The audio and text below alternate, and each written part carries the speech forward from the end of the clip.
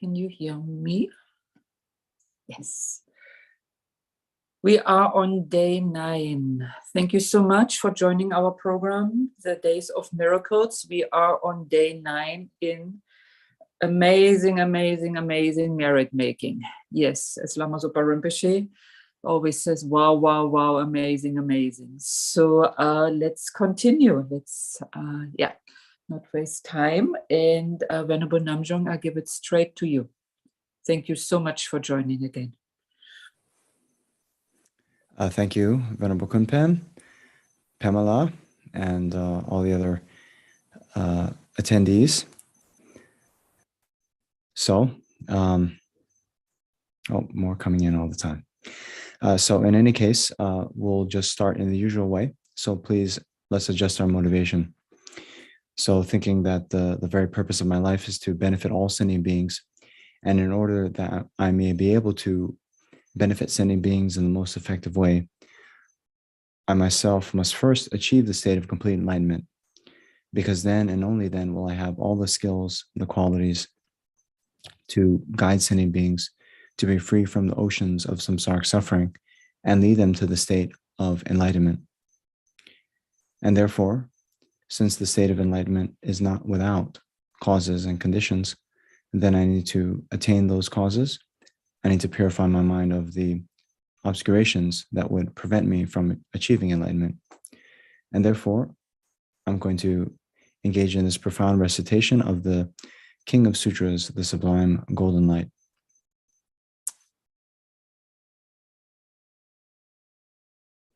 So that's the main motivation, but also we can also think that we're doing the sutra on behalf of all sentient beings. So then in particular, all the problems that we see in the world, the problems due to war, the problems due to environmental degradation, the economic problems, the problems of illness and so forth, all of these will also be pacified.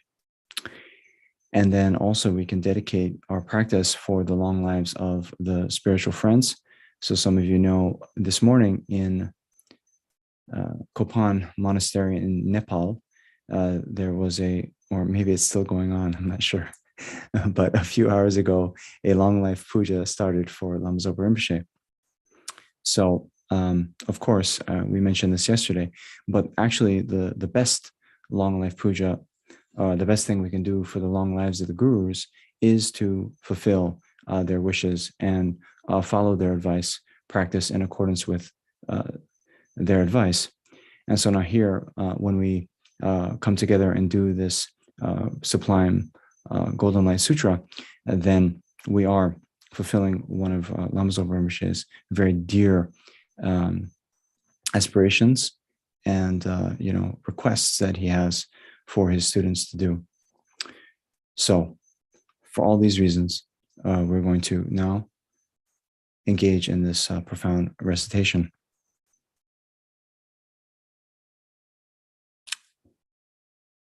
So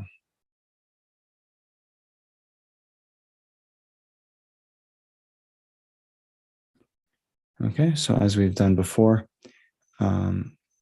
here, although it says for reading or reciting the Sankata Sutra, another very amazing sutra in terms of purification and accumulation of merit, we can do the same sort of preliminaries for any kind of practice we do, especially for sutra recitation.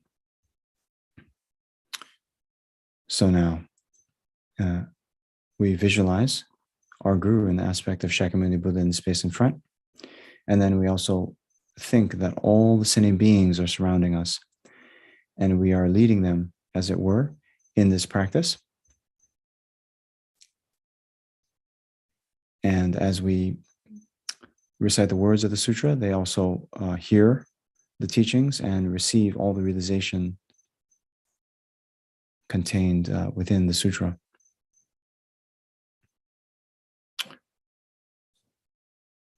I go for refuge until I'm enlightened to the Buddha, the Dharma, the Supreme Assembly. By my practice of giving and other perfections, may I become a Buddha to benefit all sentient beings. I go for refuge until I'm enlightened to the Buddha, Dharma, the Supreme Assembly. By my practice of giving and the other perfections, May I become a Buddha to benefit all sentient beings. I go for refuge until I am enlightened to the Buddha Dharma, the Supreme Assembly. By my practice of giving and the other perfections, may I become a Buddha to benefit all sentient beings. So now here the 7-limb prayer.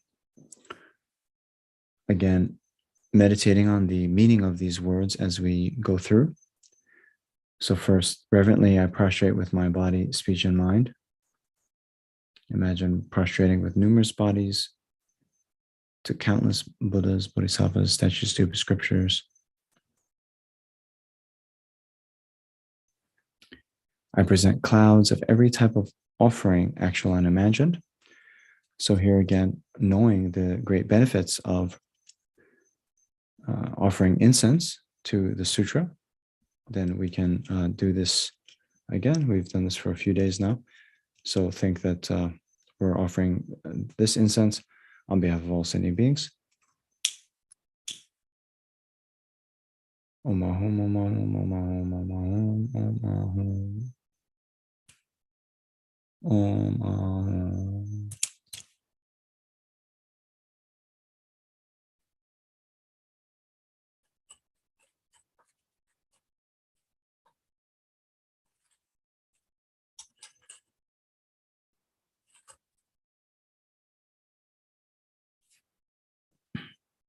So thinking not just the incense here, but all the various offerings we've laid out in our respective places. And then also all of the other offerings and all the other centers, all the other students' homes, and then all the unknown things, like all the billions of stars in the universe. All of this we offer to all the 10 direction, Buddha, Dharma, and Sangha, statues, stupas, scriptures, all of whom are inseparable with our own root guru.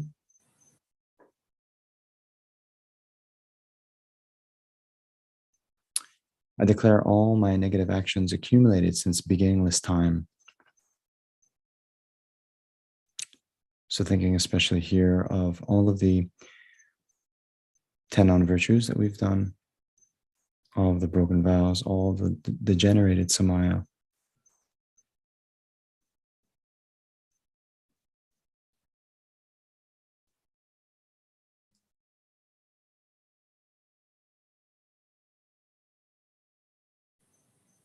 And seeing the drawbacks of having committed such negative actions, not just once, but countless times from beginningless samsaric rebirth.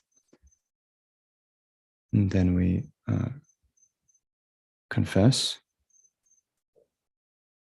and make the commitment not to engage in such negative actions again in the future.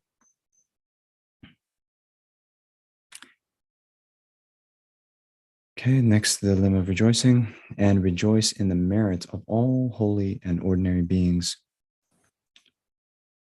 So now just thinking again how wonderful it is that beings, including yourself, have accumulated merit, have done virtuous actions, have done things to benefit others, seeing that this merit, this virtue, is the cause for success, happiness, all the way up to enlightenment in the future.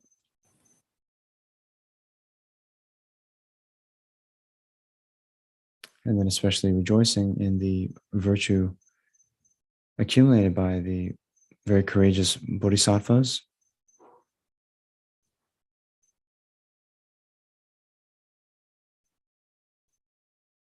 who are totally dedicated to benefiting others.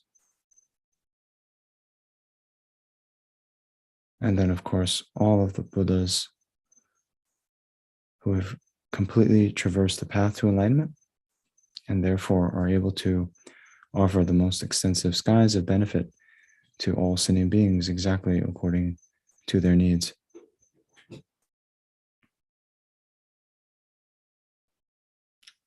So just think how wonderful, how wonderful, how wonderful.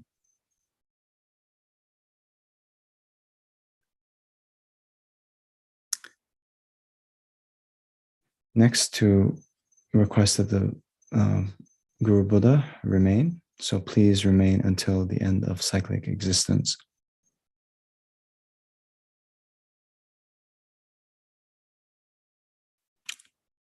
Then they usually say to imagine offering a throne with a crossed double vajra representing stability. And not just one, but countless of these thrones we offer to our Guru, beseeching him or her to remain. And then our Guru accepts our request.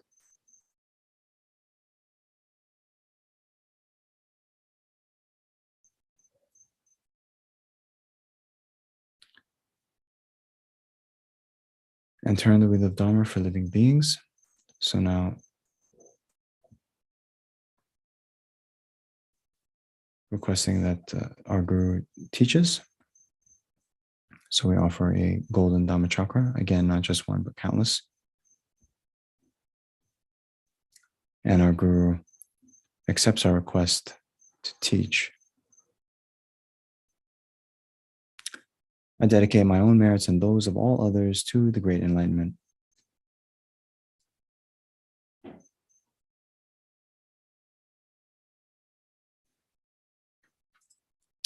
Short mandala offering. This ground, known to have perfume, strewn with flowers, adorned with Mount Meru, with full continents, the sun and the moon. I imagine this as a Buddha field and offer it. May all living beings enjoy this pure land. I prostrate to the Guru. I prostrate and go for refuge to the Guru and the three precious gems. Please bless my mind. I'm requesting you to immediately pacify all the wrong conceptions from incorrect devotion to the Guru, up to the subtle dual view of the white, red, and dark visions that exist in my mind and the minds of all mother sentient beings. I'm requesting you to immediately generate all the right realizations from Guru devotion up to enlightenment in my mind and in the minds of all mother sentient beings.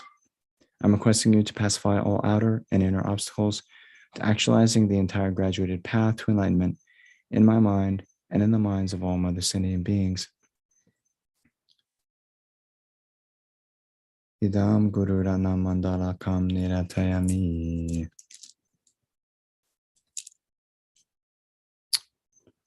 Then the multiplying mantra. Tayata Om Dari Dari Bendare Soha. Tayata Om Dari Dari Bendare Soha. Tayata Om Dari Dari Bendare Soha. Tayata Om Dari Dari Bendare Soha. Tayata Om Dari Dari Bendare Soha. Tayata Om Dari Dari Bendare Soha. Tayata Om Dari Dari Bendare Soha. Then we'll keep these visualizations in mind as we recite. First, that the Buddha, who we're visualizing in the space in front, is giving us the teaching directly as we read. And then we actualize the realizations. And then we can also think that we are giving this teaching to all the sentient beings who we visualized around us. And then as they hear the words of these of this sutra, then they receive all the realizations as well as be purified from their delusions, defilements, karma, and suffering.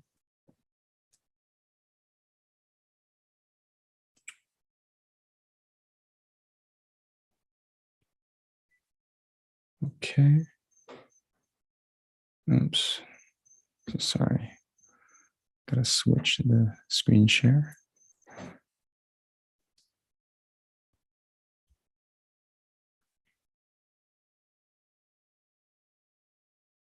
Okay.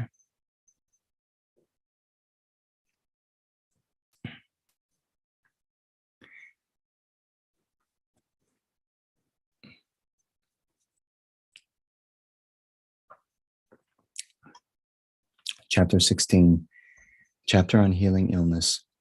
O noble goddess, at a time when incalculable and still more incalculable eons, extensive, inconceivable, and immeasurable, had passed, at that time, at that moment, the Tathagata, the Arhat, the fully enlightened one called Ratnashiken, perfect in wisdom and in conduct, gone to bliss, know over the world, charioteer of men to be tamed, peerless teacher of men and gods, arose in the world. O noble goddess, at that time and at that moment, when Ratnashikan, the Tathagata, the Arhat, the fully enlightened one, passed into the state beyond suffering, when his teaching completely disappeared, and when there remained just a semblance of the teaching, there was a king called Suresh Varaprabha, who was virtuous and who ruled his kingdom according to the Dharma and not according to non-Dharma. He was like a mother and father to the beings who lived in his realm, O noble goddess, at that time. And at that moment, there lived in the kingdom of King Sureshva Prabha, a merchant called Jatim Dara, a doctor and healer, an expert in the elements. He was well versed in the eightfold treatise on medicinal science. And, O noble goddess, at that time and at that moment, the merchant Jatim Dara had a son called Jala Vahana, handsome, attractive, blessed with an immaculately clear complexion, an expert in various treatises, a master of all treatises, learned in writing, numerology, palm reading, and astrology. O noble goddess, at that time and at that moment, hundreds of thousands of beings in the kingdom of Sureshvara Prabha were afflicted with various diseases. They were oppressed by various diseases. They experienced pain that was unbearably sharp, severe, and violent. Then, O noble goddess, at that time and at that moment, Jala Vahana, the merchant's son, developed a mind of great compassion for the hundreds of thousands of beings afflicted with and oppressed by various diseases. These numerous hundreds of thousands of beings are afflicted and oppressed by various diseases. They are experiencing unbearably sharp, severe, and violent sensations of suffering. My father, Jatimdara, a doctor and healer, an expert in the elements, well versed in the eightfold treatise on medicinal science, is old, in the waning phase, decrepit, and dependent upon a walking stick. He is unable to go to villages, cities, settlements, valleys, regions, and royal palaces. In order to completely free beings who are afflicted with and distressed by various diseases from numerous ailments, I shall approach and fully consult my father, Jatimdara, on how to become knowledgeable about the elements involved in illness. With this special knowledge, I shall go to cities, villages, cities, settlements, valleys, regions, and royal palaces, and completely free hundreds and thousands of beings from their various sicknesses. Moreover, O noble goddess, at that time and at that moment, Jalavahana, the merchant's son, went to his father Jatimdara. He approached him and bowed at his feet of his father, Jatimdara, folded his palms in reverence, and sat to one side. Remaining on one side, he questioned his father, Jatimdara, in these verses: how do the senses apprehend objects? How do the elements change?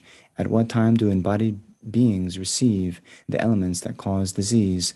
How does the eating of food, timely or untimely, affect well-being?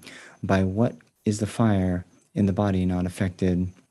How is medicine practiced in order to pacify illness that have risen from wind and from bile, from phlegm and from a compound of these? When does wind, when does bile, when does phlegm harmful to beings become active? Then the merchant Jatimdara revealed to his son Jalavahana the verses through which one gains mastery of the elements. See that the 3 months are summer and 3 are autumn. 3 are winter, and 3 are spring. Thus the succession of months forms 6 phases. 12 months are said to be 1 year. Note, 3 and 3 are phases in brief. The monthly phase is shown in twos. When food and drink are thus taken and digested, the doctor, element, and phases too are shown. The senses and elements in turn change in the various places of the year. As the senses go through such changes, afflictions arise for embodied beings. In that case, a doctor must have knowledge of the 3-month fourfold division and the 6-phase grouping of 2 months. Food, drink, and medicine must follow this sequence. In summer, arise illness from excess of wind. When autumn comes, bowel disturbance occurs. Likewise, disease from a compound appears in the winter. In spring, arise illnesses from excess of phlegm. Fatty, warm, salty, and sour are summer's tastes. fatty, sweet, and cold are falls. Sweet, fatty, and sour are tastes for winter. Coarse, warm, and bitter for spring. Excess of phlegm arises soon after eating. Excess of bile during digestion time. Excess of wind arises soon thereafter. This is how elemental changes occur. Heal wind in a person with rich potent food. Remove bile by cleansing the bowels. For excess phlegm, dispense an emetic. When a compound occurs, thus give potent medicine possessed of three qualities. Know well in which phases excess wind, bile, phlegm, and a compound occur. According to elements, body, and time, one thus gives medicine, food, and drink. Then the merchant's son, Jalavahana, having inquired about the elements, understood the 8 branches of medicinal science. O noble goddess, at that time and at that moment, Jalavahana, the merchant's son, went to all the cities, villages, cities, towns, valleys, regions, and royal palaces in the land of the king Sureshvara Prabha. He comforted those numerous hundreds of thousands of beings afflicted with and distressed by various diseases, declaring, I am a doctor, advertising himself in this way. He gave them relief and said, I will completely free you from every affliction. O noble goddess, as soon as they heard such statements as these from Jalavahana, the merchant's son, those numerous hundreds of thousands of beings were overcome with unfathomable great joy. They received comfort and were endowed with inconceivable happiness, peace, and peace of mind.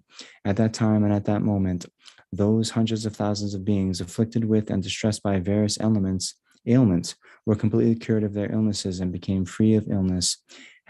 After becoming free of illness, they became endowed with prowess, strength, and energy as before.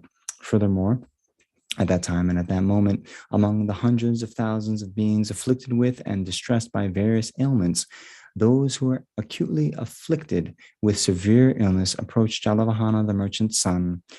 Whatever medicine was prescribed by Jalavahana, the merchant's son, to the hundreds of thousands of beings afflicted with various illnesses and distressed by various diseases, cured the illness of all those beings.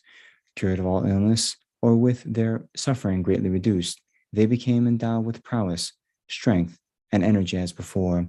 O noble goddess, at that time and at that moment, in the villages, cities, towns, valleys, regions, and royal palaces in the kingdom of King Sureshvara Prabha, hundreds of thousands of beings afflicted with and distressed by various diseases were freed completely from their illnesses by Jalavahana, the merchant's son. This concludes the 16th chapter, the chapter on healing illness from the King of Glory Sutras, the Sublime Golden Light.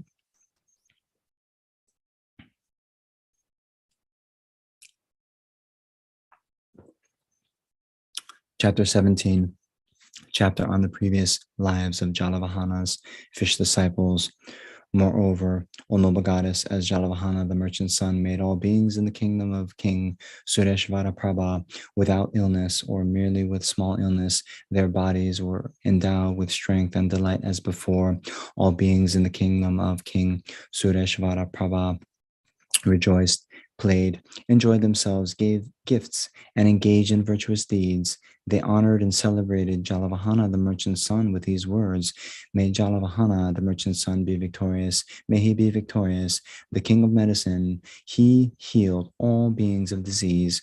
Surely he must be a bodhisattva. He has mastered the entire 8-fold treatise on medical science. O noble goddess, Jalavahana, the merchant's son, had a wife called Jalambugarbha. O noble goddess, Jalambugarbha, his wife, had 2 sons. One was called Jalambara, the other was called Jalagarbha. Then, O noble goddess, Jalavahana, the merchant's son, together with his 2 sons, visited villages, cities, towns, valleys, regions, and royal palaces.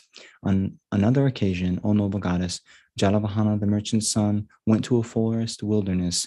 There in the forest wilderness, he saw flesh-eating dogs, wolves, jackals, flocks of crows, and other birds, all headed in the direction of Ata Visambhava, the forest pool. And Jalavahana wondered, why are these flesh-eating dogs, wolves, jackals, flocks of crows, and other birds heading in that direction. He thought, I should go in that direction where the dogs, wolves, jackals, crows, and other birds are running. O noble goddess, then Jalavahana, the merchant's son, gradually headed for Atavisambhava, the forest pool. In that great pool there lived 10,000 fish.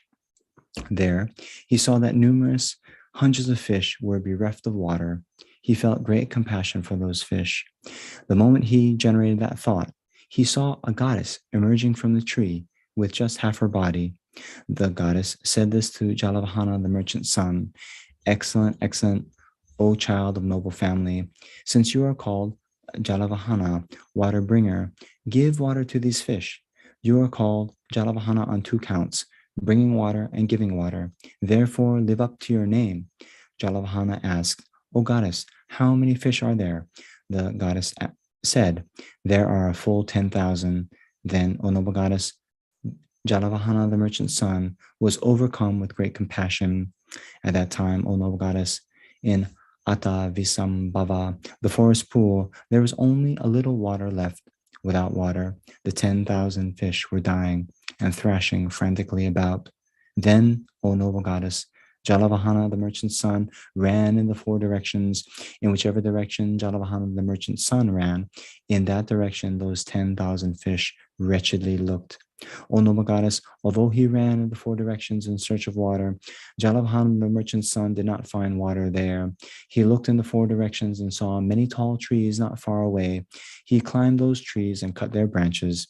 Taking the branches to the pool, he built cooling shade for those 10,000 fish. After this, O noble goddess, Jalavahana, the merchant's son, went searching for water to channel into the pool. He ran in the 4 directions, thinking, from where could water come? But he could not find any water. Very quickly, he followed the stream. Then, O noble goddess, he came to a great river called Jalagama, from which water in the pool of that forest wilderness came. He saw that the river had been made to flow into a chasm by an evil man wishing to starve those 10,000 fish of water and eat them later. He thought, since this river cannot be diverted even by 1,000 men, how much less could I alone make it flow back? With this thought, he returned to the pool. Then, O noble goddess, Jalavahana, the merchant's son, went quickly to where King Sureshvara was. Paying homage with his head at the feet of King Sureshvara, he sat down on one side and gave this account. In your majesty's kingdom, I have relieved the diseases of beings in every village, city, and town. In one place, there is a pool called Atavisambhava. In that pool, 10,000 fish are without water and are scorched by the sun. Just as I have given to humans, so I seek by all means to give life to beings with animal rebirths. Thus, I request your majesty to give me 20 elephants. Then King Sureshvara gave this order to his ministers, give 20 elephants to this king of doctors. And the ministers said, go to the elephant house, take 20 elephants, help and bring happiness to beings. Then, O noble goddess, Jalavahana, the merchant's son, along with his 2 sons, Jalambara and Jalagarbha, taking 20 elephants and 100 ox leather bags, returned to where the great river Jalagama flows.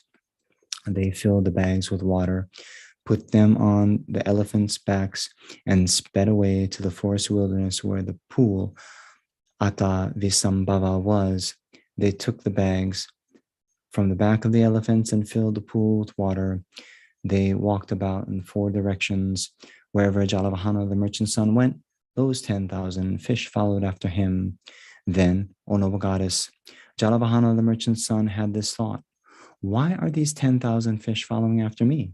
Then it occurred to him, no doubt, these 10,000 fish are tortured by the fire of hunger and are seeking food from me. I should give them food. Then, O noble goddess, Jalavahana, the merchant's son, said this to his son, Jalambara, O son, ride the fastest of all the elephants and go quickly to my home. Bring this message to your grandfather, the merchant, and say, Grandfather, Jalavahana says, whatever food may be ready in this house for parents, brothers, sisters, male and female, servants or workers, make it into one packet, put it on Jalambara's elephant, and send him quickly to Jalavahana. Then the boy Jalambara rode the elephant and went running fast to his father's house. There he relayed the message to his grandfather in detail. Then the boy Jalambara put the food on the elephant's back and returned to the pool. Ata Visambhava. Delighted to see his son Jalavahana receive the food, he chopped it into pieces, threw it into the pool, and thus satisfied those 10,000 fish.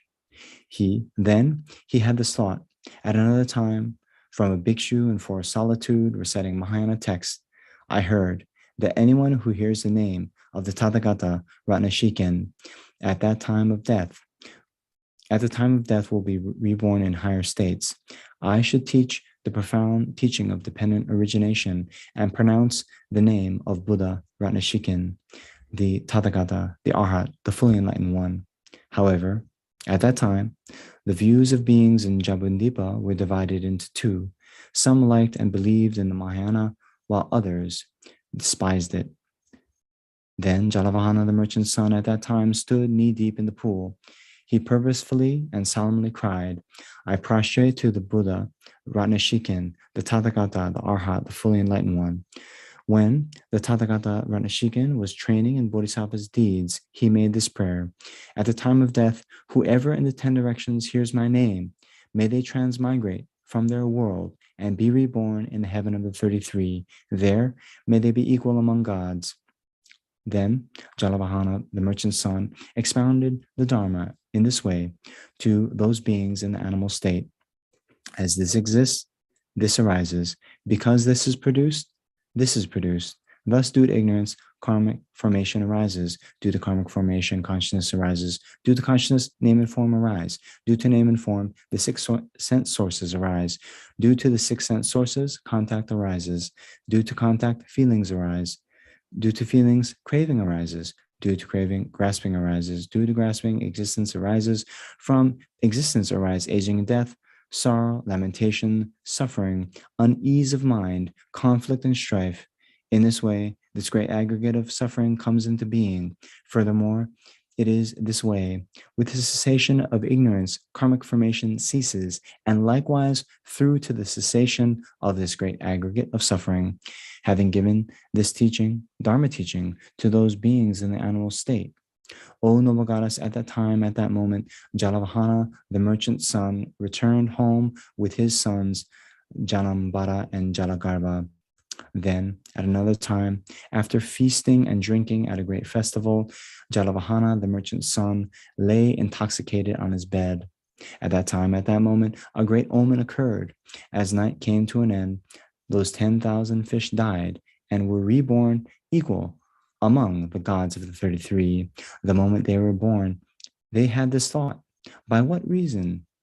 By reason of what virtuous act have we been born among the gods of the 33? The answer arose in their mind. In Jambudvipa, we were 10,000 fish. While we were in that animal state, Jalavahana, the merchant's son, satisfied us with water and food. We were also given a Dharma teaching on the profound principle of dependent origination.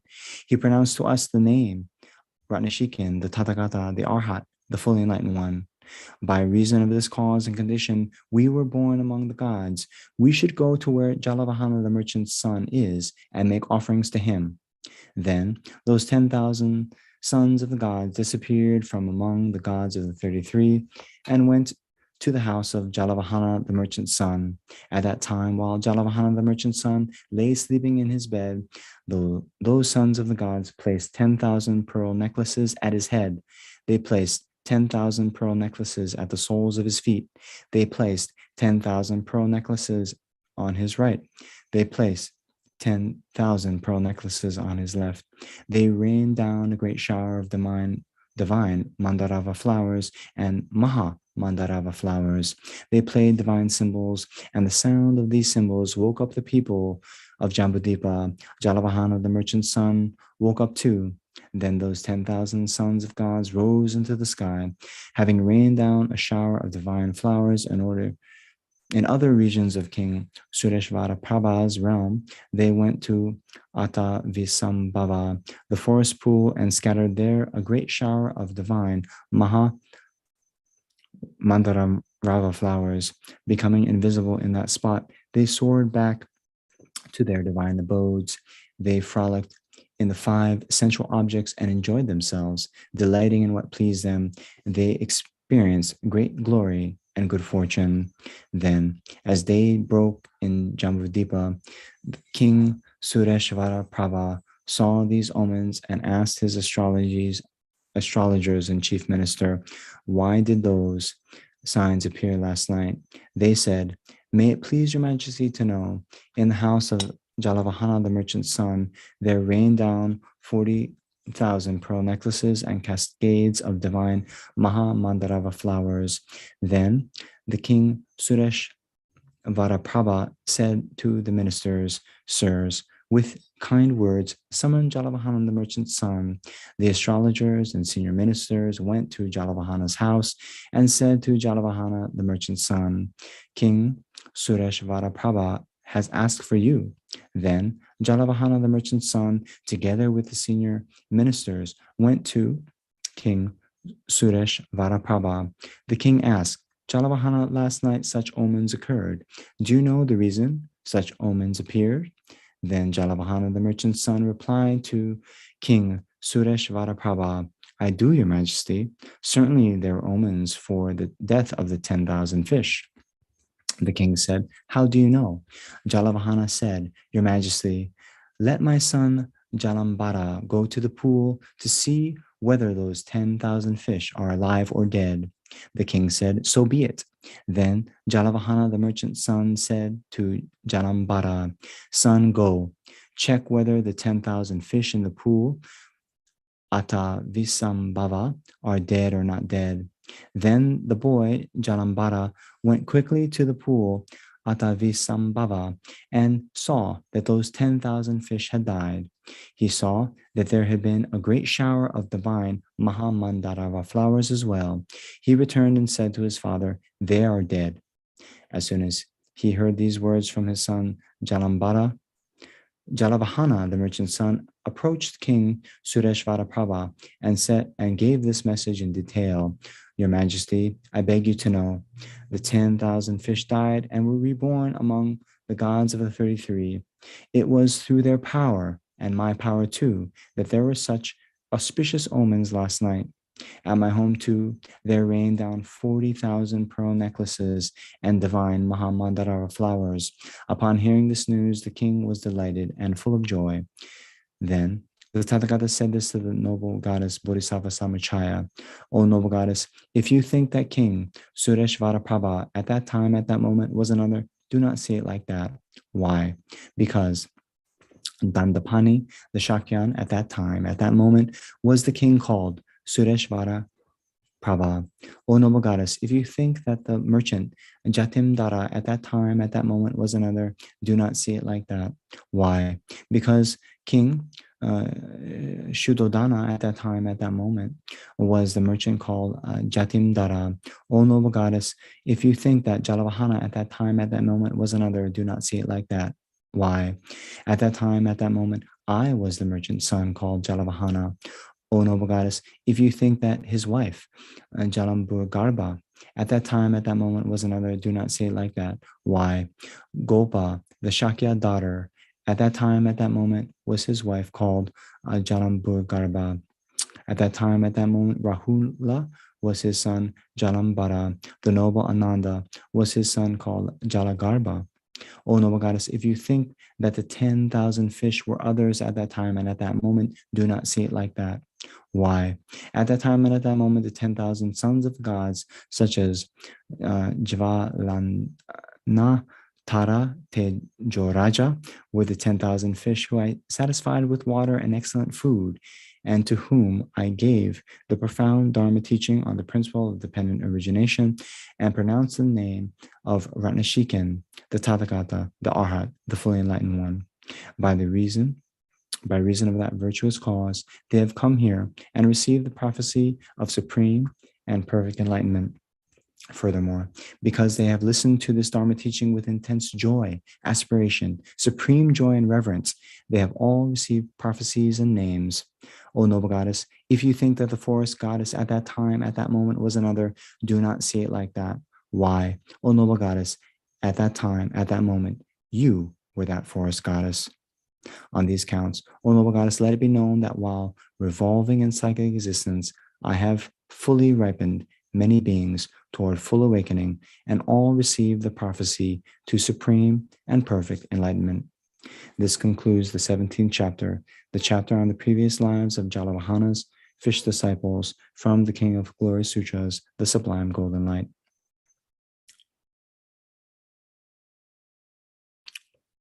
Okay.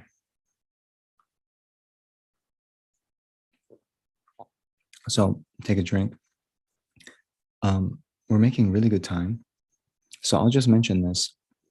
So here in this last chapter, so we saw this, he recited the name of Ratnashikan, the Tathagata, the Arhat, the fully enlightened one. So many of you know Lama Zopa Rinpoche, he's very fond of doing these animal liberation practice, both in a more formal way where they actually go out and, purchase animals that are about to be killed or slaughtered. But even in a more informal way, if there are even pets around or animals that, one might run into, especially in India, you might run into all sorts of animals on the street, then Rinpoche also is very fond of reciting prayers, reciting mantras. So I'm going to tell a little story here. But one time in Sera Monastery in South India, they have some dogs there, as well as some rabbits, and I think that's it at that time.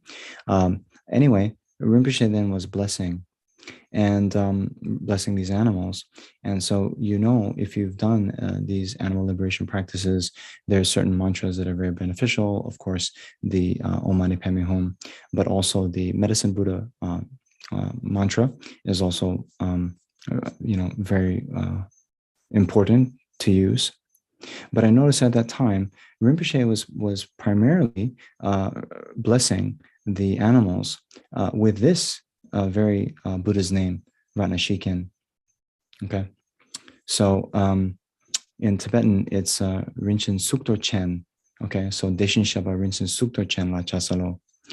So anyway, he was reciting that over and over again, and so after that, I noticed these things. So now when I meet animals, even here, not just in India, but even here when I go into town, I see birds. There's a lot of birds here in Hawaii.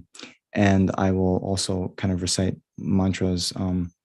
Maybe I get some funny looks from people, but in any case, so this is one you can also use for the animals and other sentient beings that you might encounter. So Ratnashikan, right? Or in Tibetan, Rinchen Suktor Chen, and then, to make it a kind of more complete practice, right?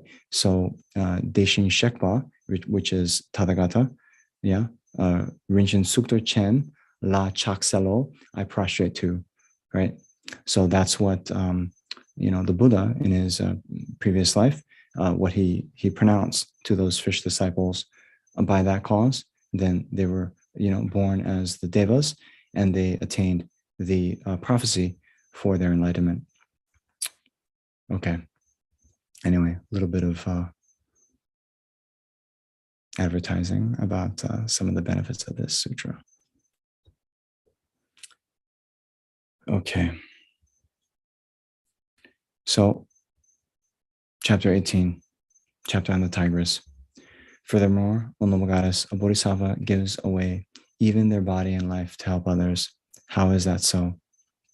Accompanied by one 1,000 bhikshus, the Tathagata, projecting bright rays of hundreds of pure and vast virtues to heaven and earth, possessing power to eclipse challengers with unobstructed wisdom, sight, and power, was passing through the regions of the Pachalas when they came to a certain forest. There he saw an area lush with dark green soft grass and embellished with assorted fragrant meadow flowers. Seeing this, the Tathagata said to the Venerable Ananda, "This site is beautiful, Ananda. It has the mark of being the place of a Dharma teaching. Lay a seat for the Tathagata." As instructed by the Tathagata, a seat was set up. Having set up the seat, Ananda said to the Tathagata, "The seat is laid, O transcendent Lord, supreme, chief and supreme among bipeds, freeing beings from bondage. You bestow supreme benefit upon humans. Be seated, and may the nectar of sublime discourse be given for the benefit of humans. Kindly be given." Then the Tathagata sat on that seat and addressed the bhikshus in this way: "Would you like to see the remains of a bodhisattva who performed tasks that are difficult to perform?" When addressed in that way, those bodhisattvas, those bhikshus replied to the Tathagata, "O sublime sage, the time is right for us to see the remains of one, the best of supreme beings, in whom rested inconceivable virtues of immense patience, fortitude, and wisdom, delight in calm, humility, and the mind of recollection. Tell us well." Then the Tathagata struck the surface of the earth with his hand, whose palm was soft as the newly blossomed lotus and marked with a 1,000-spoked wheel. As soon as he struck it, the earth shook in 6 ways, and there arose a stupa made of silver, gold, and jewels. Then the Tathagata said to the Venerable Ananda, "Ananda, open this stupa." Heeding these instructions, the Venerable Ananda opened the stupa. Inside, he saw an urn covered with gold and inlaid with jewels and pearls. Having seen this, he said to that Tathagata, "O transcendent Lord, there is an urn made of gold." The Tathagata said, "Open these 7 urns." Accordingly, he opened them. He saw relics whose colors were like snow and white lily. Seeing this, the Venerable Ananda said to the Tathagata, "O transcendent Lord, there are relics." Then the Tathagata said, "Ananda, bring here the relics of the great being." Then the Venerable Ananda took those relics and brought them to the Tathagata. Taking the relics to the 1,000 bhikshus and holding them in his hand, the Tathagata addressed them in this way: "Here are the bones of one endowed with excellent virtue and supreme intellect, humility, meditation, delight through patience, and sublime fame, one who continually strove for the wisdom of his enlightenment, intelligent and possessing steadfast, joyous perseverance. He always delighted in giving." Then the Tathagata said this to the 1,000 bhikshus: "O bhikshus, offer homage to the Bodhisattva's relics, fully charged with ethics and virtue, which are a field of merit and extremely rare to see."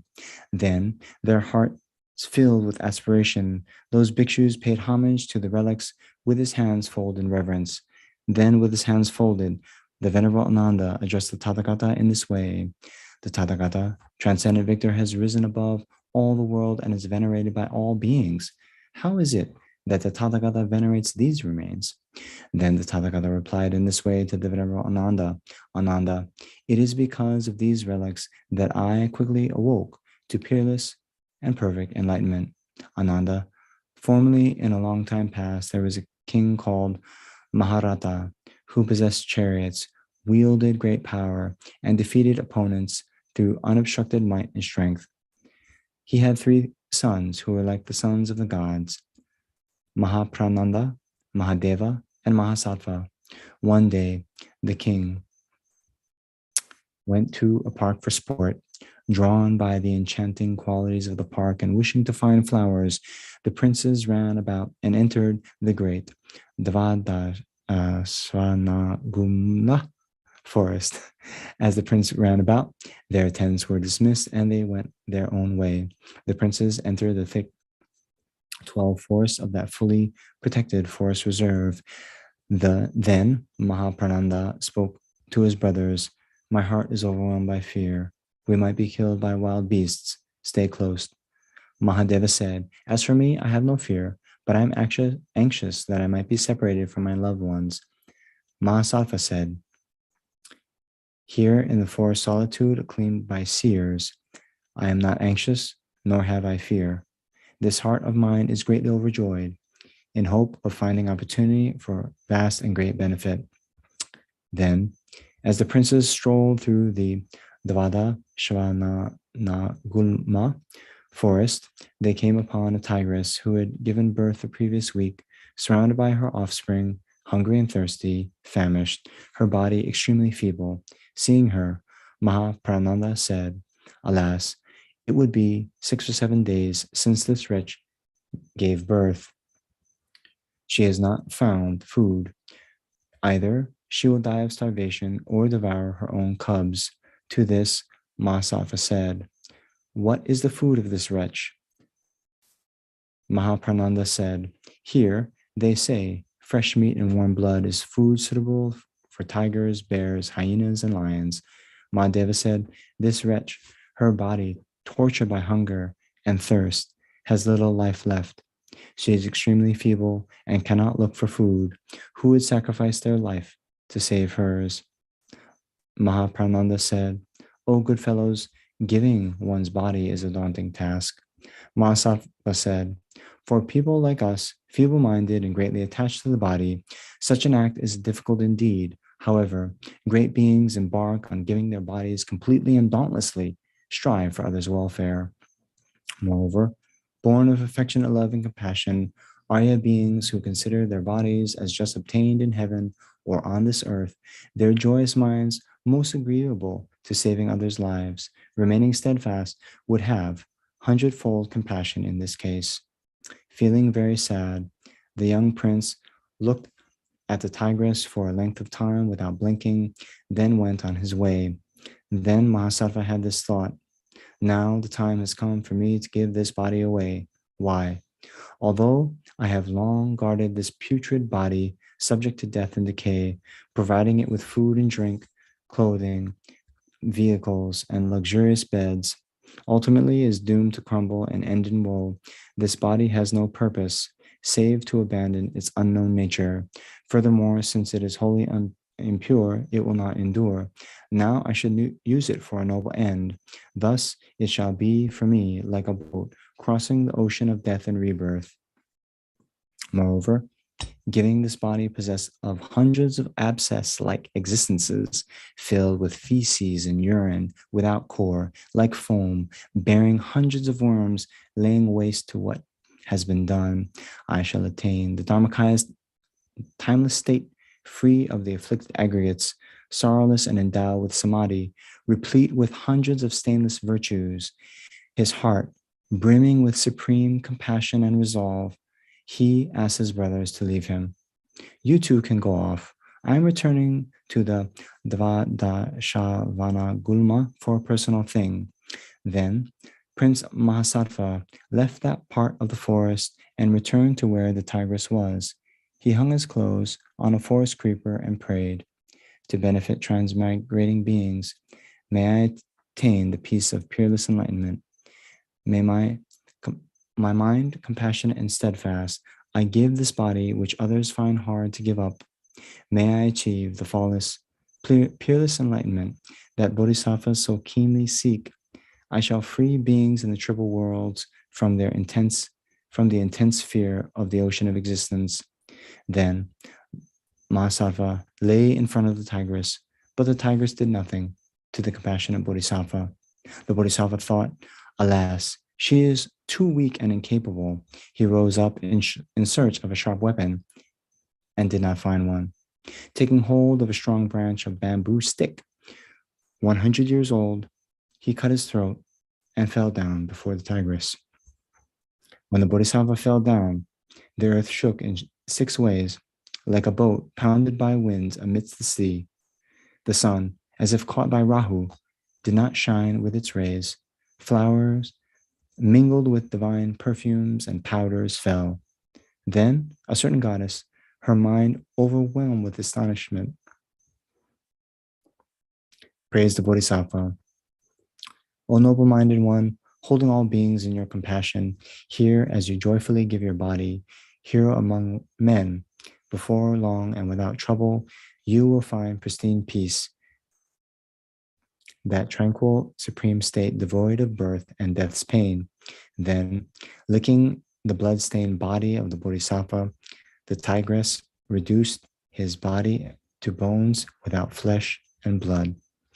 Feeling the earthquake, Mahaprananda said to Mahadeva, the way the earth with its seas greatly shook, as far as the oceans in all 10 directions, the way the sun lost its rays and a rain of flowers has fallen, my mind is troubled.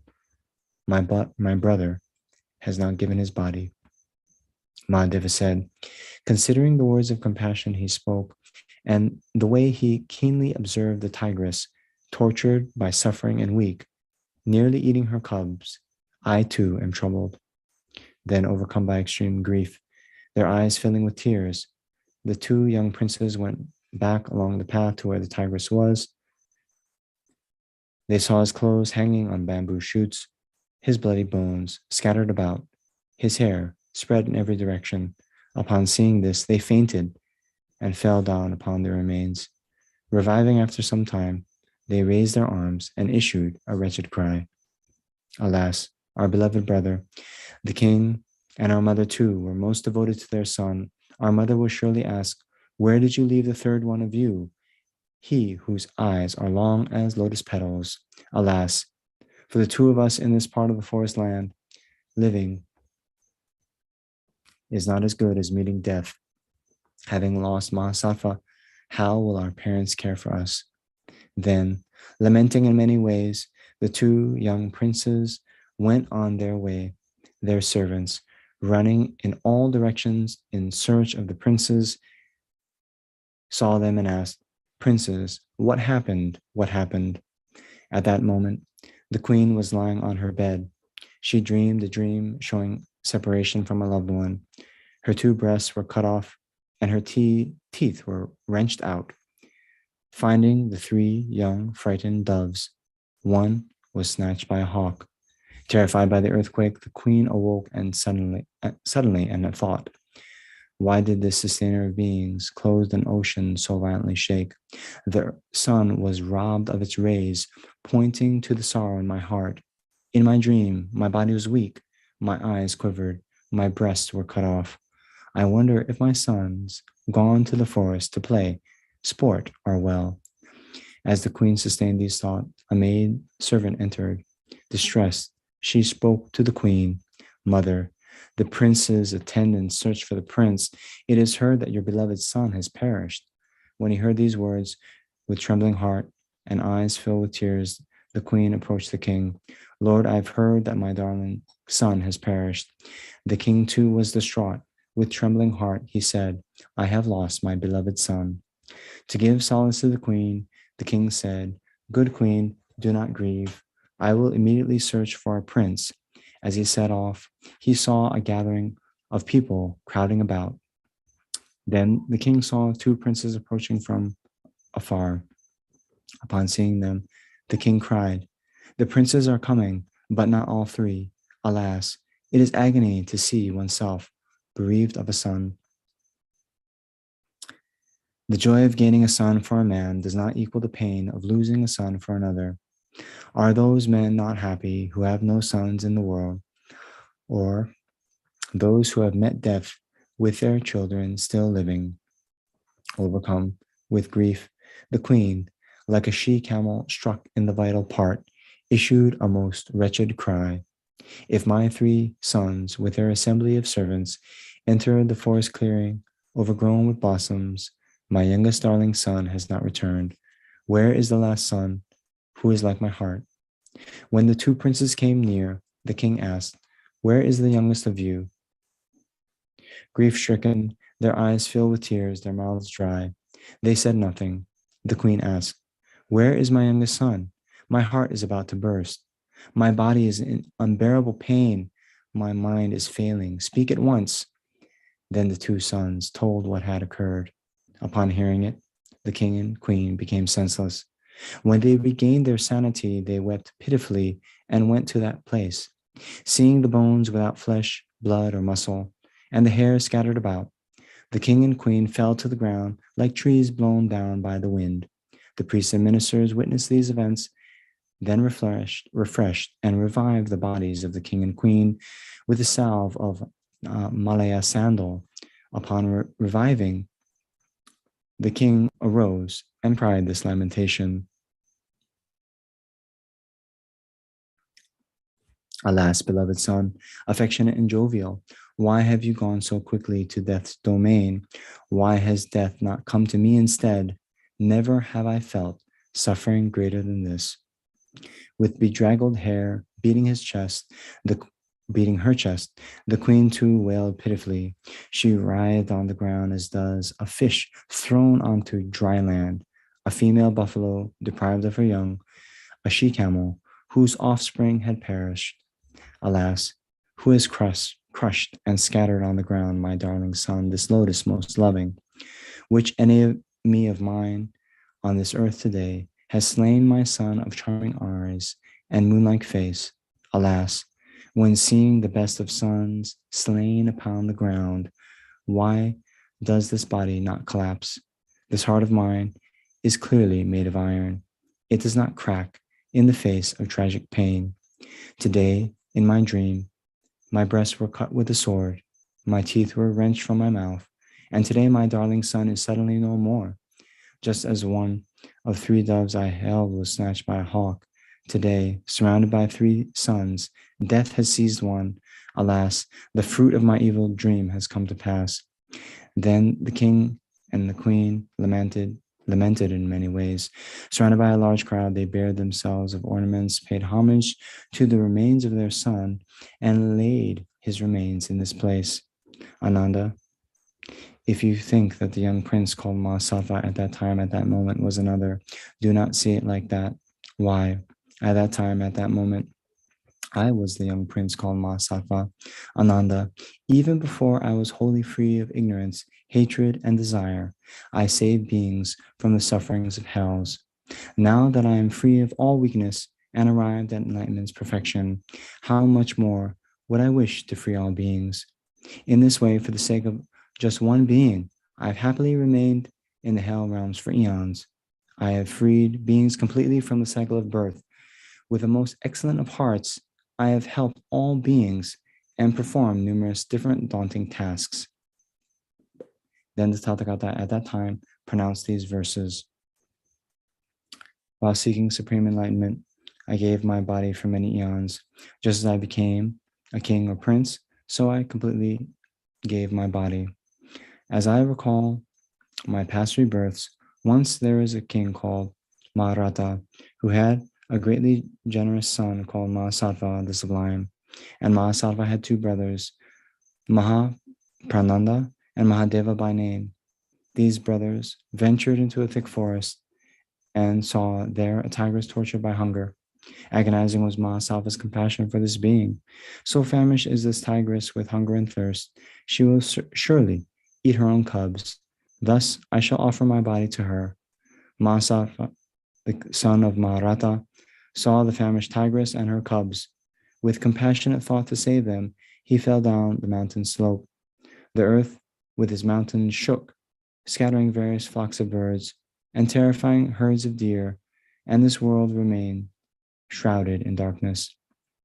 Mahapranda and Mahadeva, his 2 brothers, looked for him in that great forest. Failing to find Mahasatva, they mindlessly ran about. Overcome by grief, their hearts filled with pain, they wandered about in the forest. Tears streamed down their faces as they searched for their brother.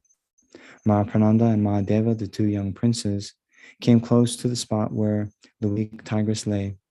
They saw the tigress and her cubs, their tiger mouths covered with blood. On the ground, there were a few drops of his blood. Some bones and some hair were scattered about. When they beheld the earth stained with blood, the minds of the princes were ruined without thought. The 2 princes swooned and fell to the ground, their bodies covered with dust and dirt. Their entourage of attendants too cried lamentations and were overcome with grief.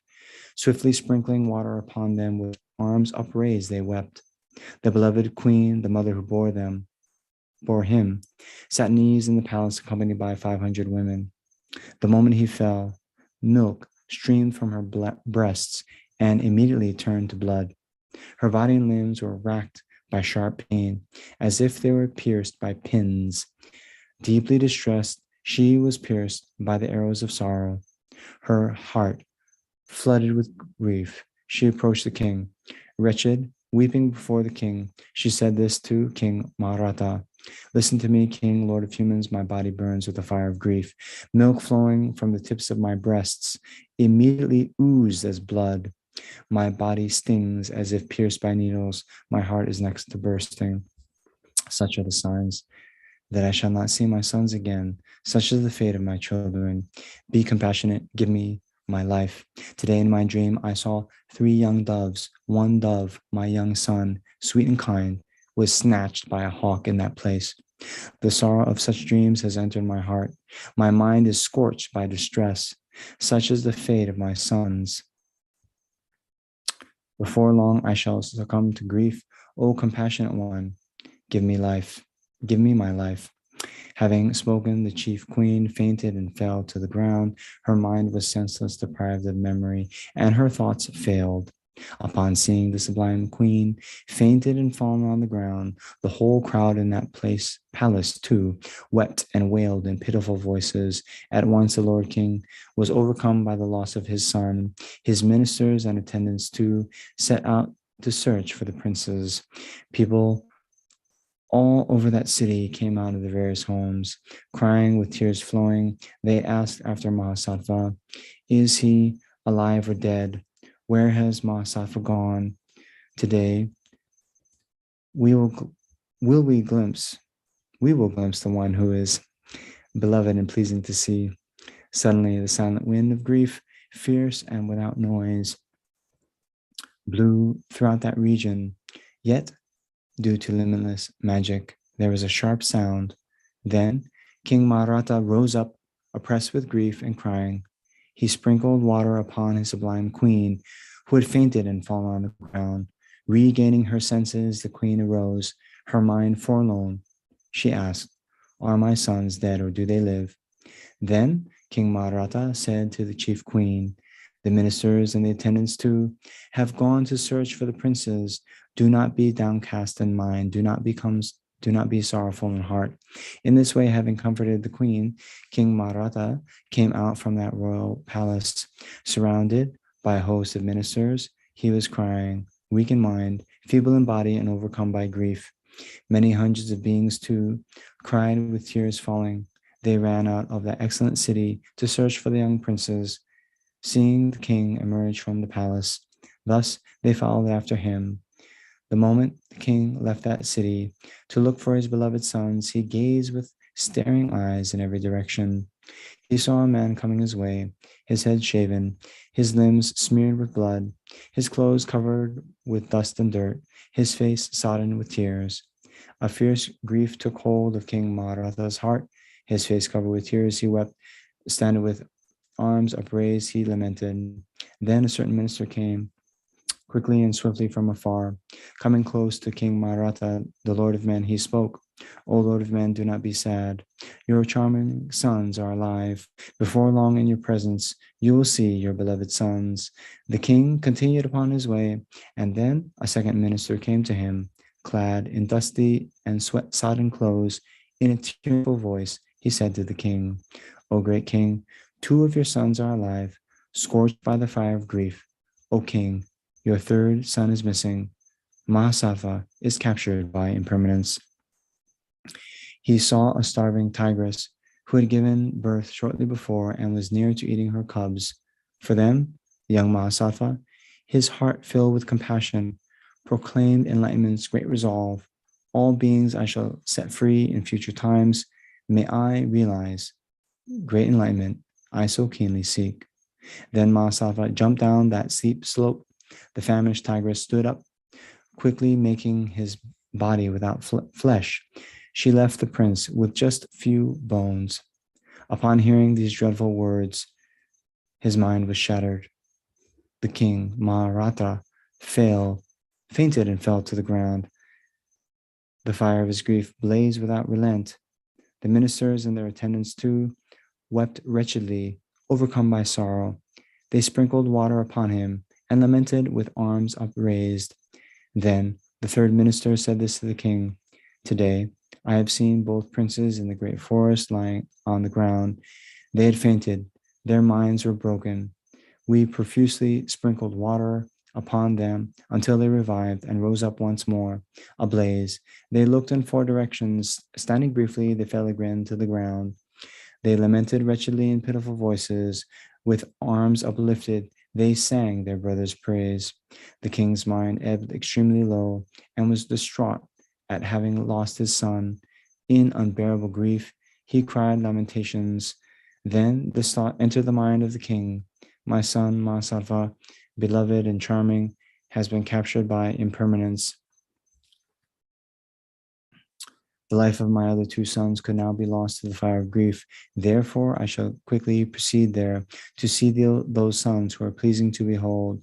On swift mounts to the royal court of the royal palace, I will quickly bring my sons. If not, the heart of the mother who bore them is like to burst from the scorching fire of grief.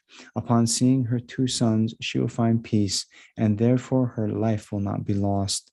The king, escorted by a host of ministers, mounting his elephant, went to see his two sons, crying in wretched, pitiful voices.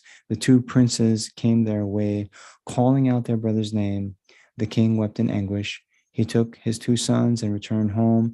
Quickly, like one in great haste, he presented her sons to the queen.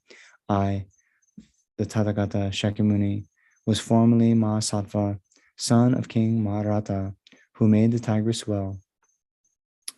Shuddhodana, the great king, was the king called Maharata, and Queen Maya was the sublime queen. Mahaprananda became Maitreya. Likewise, Prince Mahadeva was the youthful Manjushri. The tigress was Maha Prajapati. The 5 bhikshus were her 5 cubs. Then the great king Maharata and the great queen wretchedly cried many lamentations. They bared themselves of all ornaments, and together with a great crowd, made homage to the remains of the prince. Placing the remains of Mahasattva at this very place, they built the stupa of 7 jewels. When Mahasattva gave the tigress his body, he made this altruistic wish: by the merit of completely giving my body, may I, in future times, for eons utterly beyond thought, perform the deeds of the Buddhas for sentient beings. When this exposition was being given, inconceivable, uncountable numbers of beings, including gods and humans, generated the altruistic intention for supreme and perfect enlightenment. And this is the reason, and this is the cause for revealing this stupa here. Then, through the power of the Tathagata's blessing, that stupa entered the ground on that very spot. This ends the 18th chapter, the chapter on the tigress, from the King of Glory Sutras, the Sublime Golden Light. So what do you think? I think we could maybe even finish tonight. Or shall we leave it, pause here, and have a session tomorrow with more dedications? Okay, let's do that.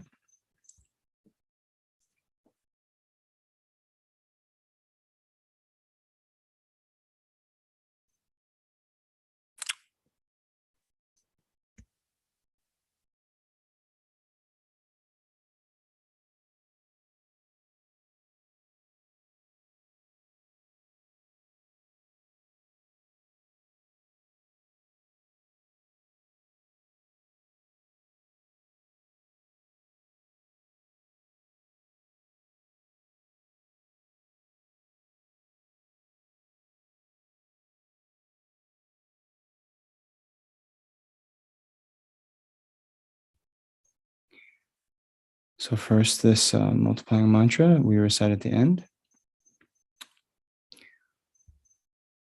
Om Gadara Vidara Soha Ratna Shakuna Tadagadaya Apri Pratihata shasanam kaka kai kai hun hun zola zola tigata tigata pepe soha.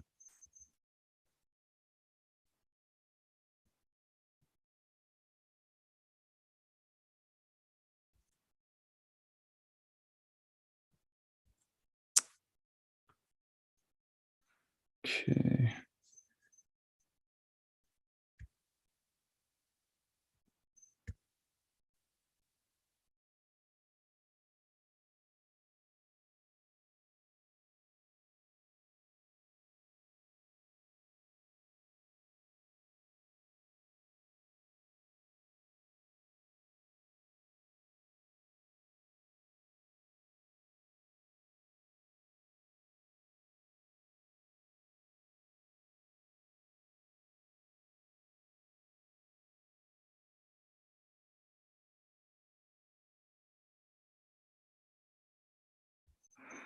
Okay, so now we can do a more general dedication. But first, let's take a moment and really rejoice. It's always one of the very amazing stories of the Buddha's past lives when he gave his body to the starving tigress. So really amazing. So to rejoice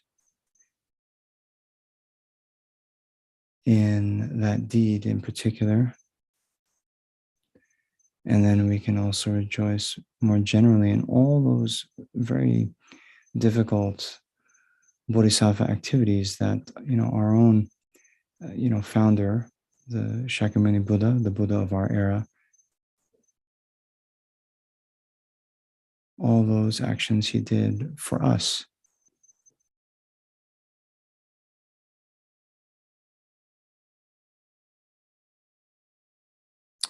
He made the special vow to, be able to subdue the very unruly beings of this degenerate age.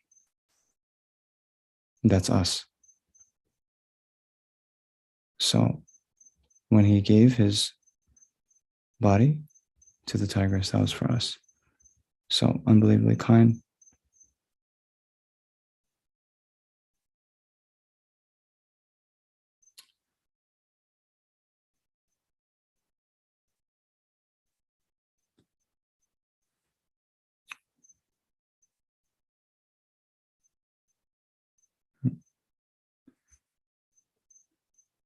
So how was he able to do that?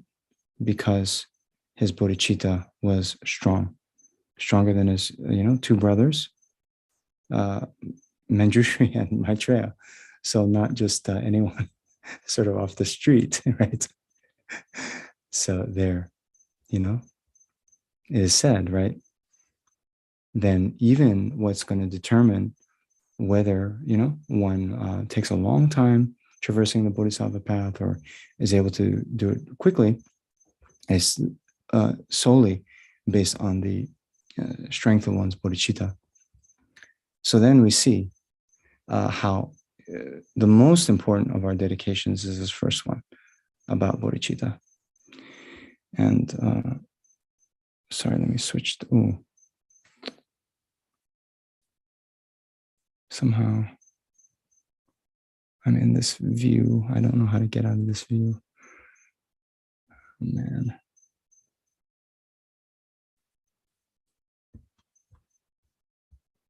Okay, sorry.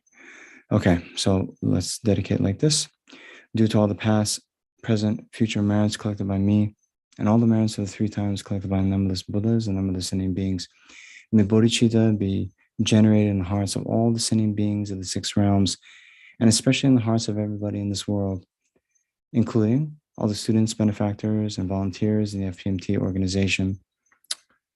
May be generated in the hearts of all those who rely upon me, all those for whom I have promised to pray, and all those whose names have been given to me. May be generated in my heart, and in the hearts of all my family members, those who are living and those who have died. And may the bodhicitta that is already been generated increase. And also, let's also dedicate for the, bodhicitta to arise, especially in all the world leaders, particularly Vladimir Putin, but all the world leaders, all those in positions of power, may they also, right this very second, generate the mind of bodhicitta, uncontrived bodhicitta. And then, having generated the mind of bodhicitta, may all of their actions only be motivated by this wish to be of utmost benefit for all sentient beings. And then may none of their actions cause even the slightest harm to a single sentient being.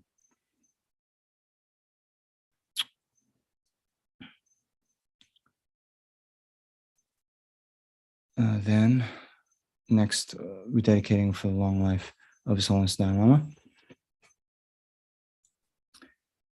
Incomparably kind and supreme Tenzin Gyatso, the wish-granting, wish-fulfilling jewel, source of every single benefit and happiness in this world, may you have a long life, and all your holy wishes be spontaneously fulfilled.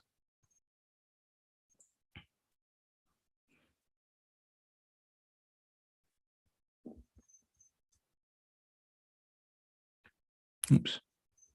Then for the long life of Lama Zopa Rinpoche, you who uphold the subduer's moral way, who serve as the bountiful bearer of all, sustaining, preserving, and spreading Manjunatha's victorious doctrine, who masterfully accomplish magnificent prayers, honoring the three sublime ones, savior of myself and others, your disciples, please live long.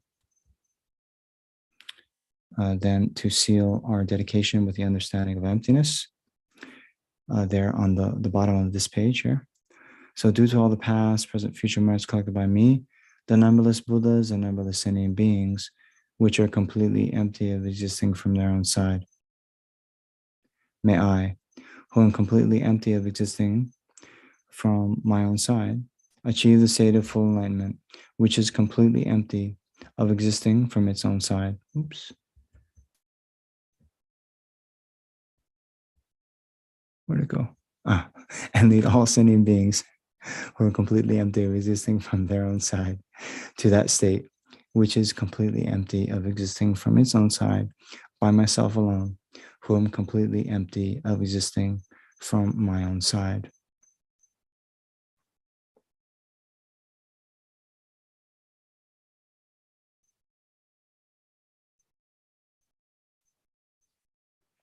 So, by the way, that's the reaction one has, when searching for the I. I couldn't find the second half of this dedication. Searches for the I. It's like, the I is there. You could swear it's there. You search, can't find. It's like, oops, where'd it go?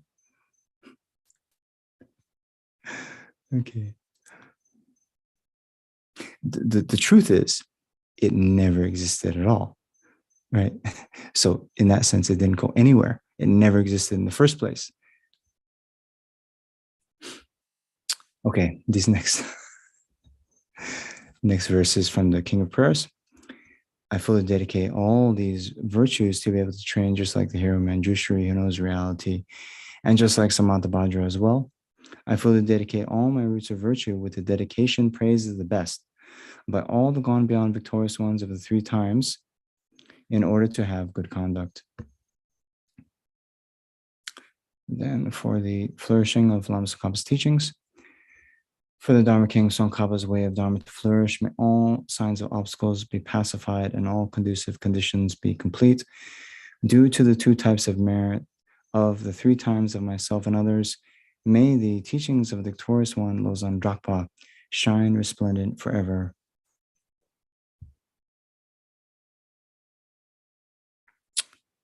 Okay, and let's dedicate now for, first, all the three-time merit accumulated by ourselves, as well as all three-time merit accumulated by numberless sentient beings and numberless Buddhas, for all the beings who have recently died, whether due to war, whether due to illness, whether due to natural disaster, whatever happened to cause their death.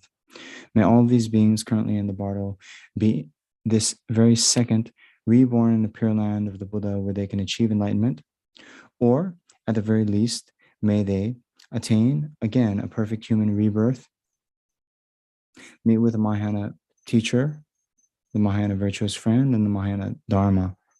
Practice well in the very next life, and attain all the realizations up to and including enlightenment.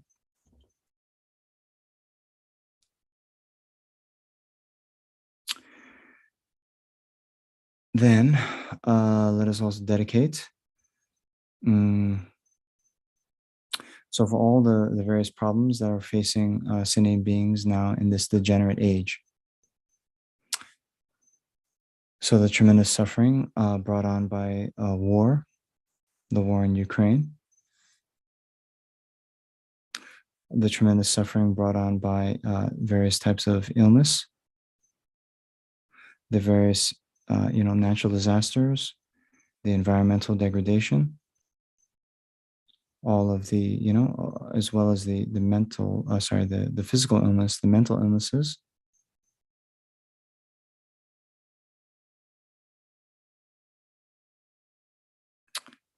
and then particularly all of the refugees, the millions of refugees who have had to leave their homes, leave their lives behind.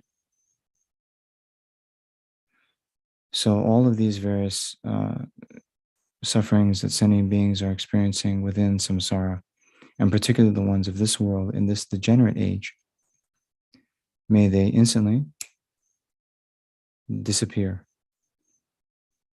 instantly cease, instantly be pacified, and may none of these things, none of these calamities ever be experienced by any sentient being from now until the end of samsara.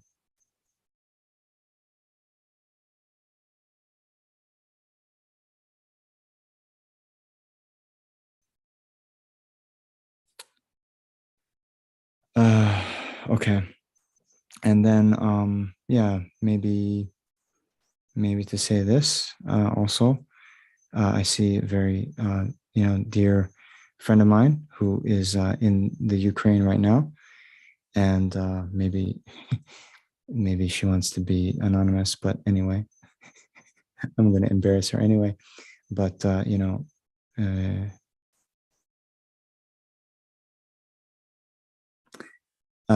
she's doing a lot to help a lot of the refugees, and it's very inspiring. So may this person and then all those others helping sentient beings in any kind of way, great or small, anyone who even has the thought, the mere intention to benefit another sentient being, may they always receive all of the conducive conditions for that, including all required material resources, everything that would make their works, their activities to benefit others be successful and without hindrance.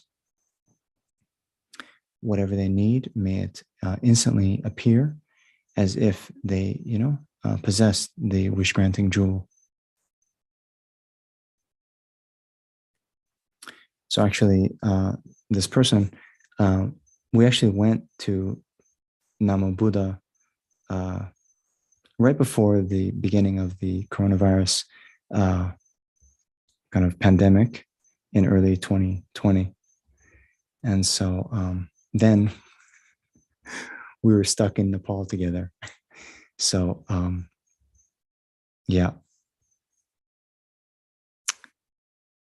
view this person like a sister of mine.